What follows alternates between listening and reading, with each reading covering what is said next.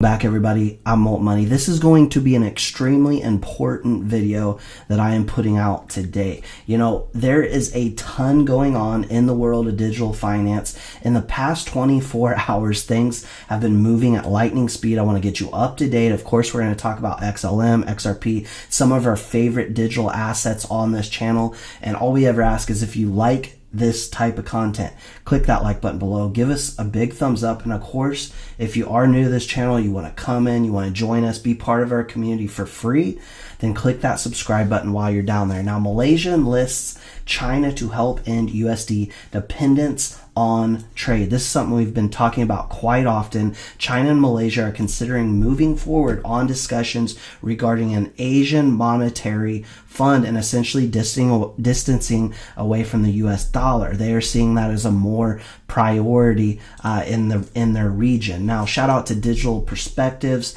as well as Watcher Guru for putting this clip out. I'm not going to get into whether you are a fan of Donald Trump or not. That is not what I'm trying to accomplish in this video. What I'm trying to accomplish is show you more so what is happening right in front of our faces, and I think that he knocked it out of the park on this one. Our currency is crashing and will soon no longer be the world standard, which will be our greatest defeat, frankly, in 200 years. There will be no defeat like that. That will take us away from being even a great power. And how sad, right? We have always been, and when I say we, because I live here in the United States, a dominant player in the world of innovation, in the world of our currencies. We have been a powerhouse, and now we are starting to see that threatened somewhat. And I put out a poll about a few hours ago, and there were hundreds of you that agreed. Now, Swift, what are they saying? These collaborative experience could potentially ensure tokenization and CBDCs enter into the financial ecosystem without causing a big operational headache for financial institutions. Now, when I read this, I immediately said, look, they know that this has been going on for years, if not decades. They've been working on this new transition into the new financial system.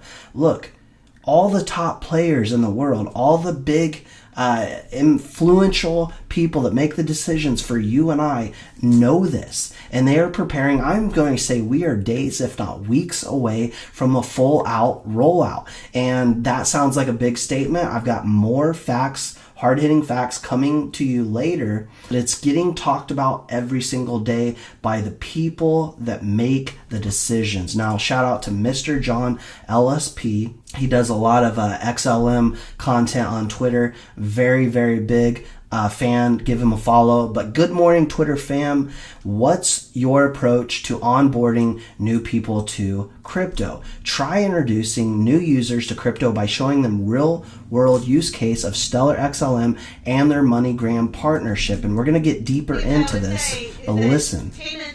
That's not super sexy in blockchain and in crypto. Everybody loves to talk about those 23% returns you can get in all these different lending businesses or all these other things, but the truth is, when you talk about these use cases that are actually impacting real businesses, real humans all over the world, you can do, not only can you do bill pay, but think about like getting your wages in USDC and being able to cash some of that out in your local fiat, wherever you are in the world. This is actually happening today because of the service that MoneyGram developed. So it's really exciting for us, and it's first of its kind and pretty remarkable. And someday, everybody's going to really wake up and go, oh, wait a minute, this is pretty sexy. This is going to take some time. Of course, we all know that we have the MoneyGram partnership with Stellar and utilizing USDC and XLM and all that good stuff.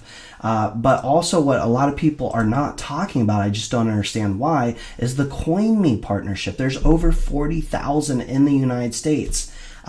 These are a very, very good option for individuals out there that don't know a whole lot about crypto to buy and sell their crypto on these CoinMe stations, because look, they're located all over the United States. Any big commercial store, whether it be Vaughn's, Albertsons, Walmart, they have CoinMe, so they make it extremely easy. And we're seeing a lot of action with the Stellar coin being bought up on these machines. Also, discover how blockchain tech is transforming social impact. Join Stellar and Digital Chamber to explore real-world use cases, driving a more inclusive, sustainable world. So if you want to attend that, 4/11 at 6 p.m. Eastern, we've got some big names here. We've got the commissioner of the CFTC with our CEO of Stellar.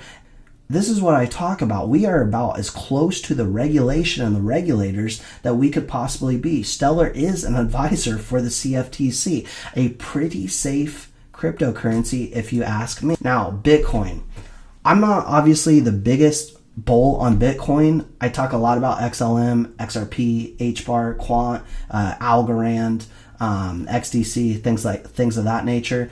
But what I will say is we need more folks that have big names like Michael Saylor out in the mainstream media going to bat for blockchain and cryptocurrency. So he kind of hit the nail on the head on this one. I'd love to hear your thoughts and perspectives in the comments section below. Let's play it. And there's every indication that nation states are embracing it.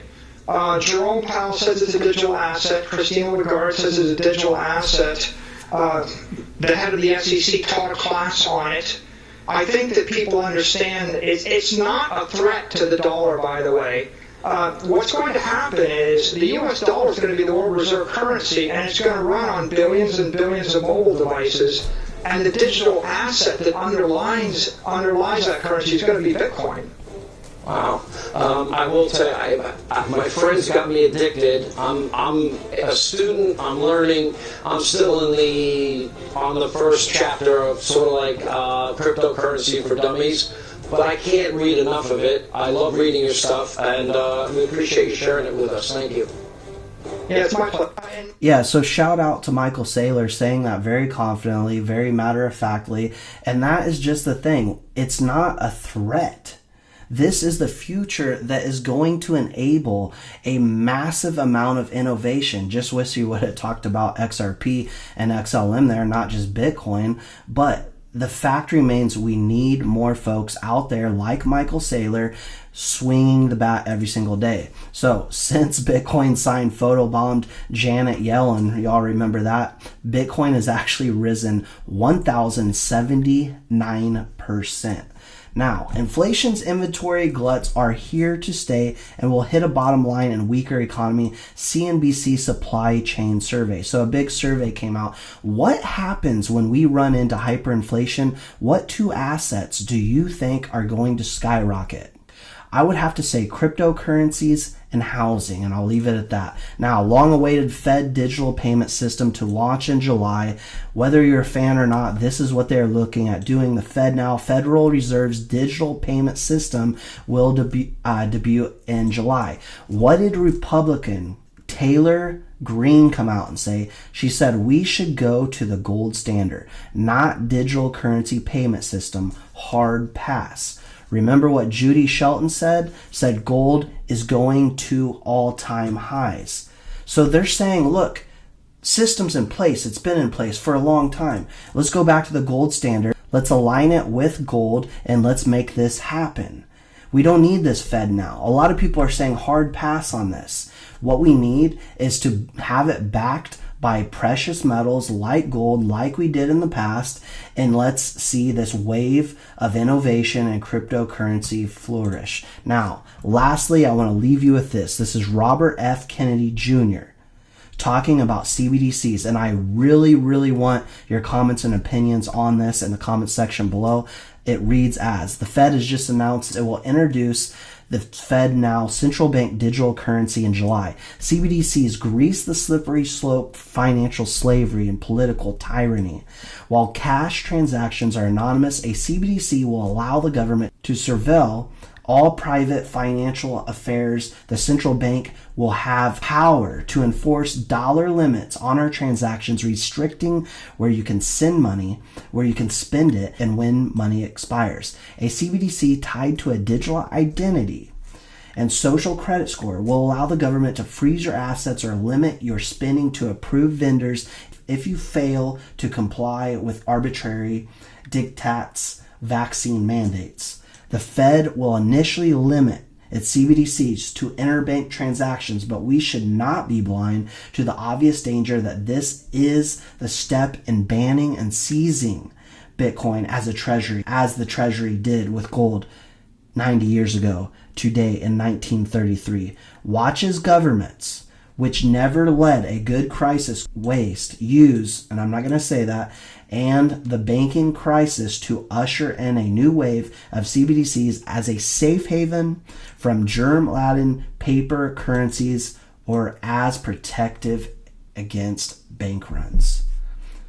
That's all I got for you for now. Please let me know your thoughts in the comment section below. Don't forget to like and subscribe. I'll see you all in the next digital asset video.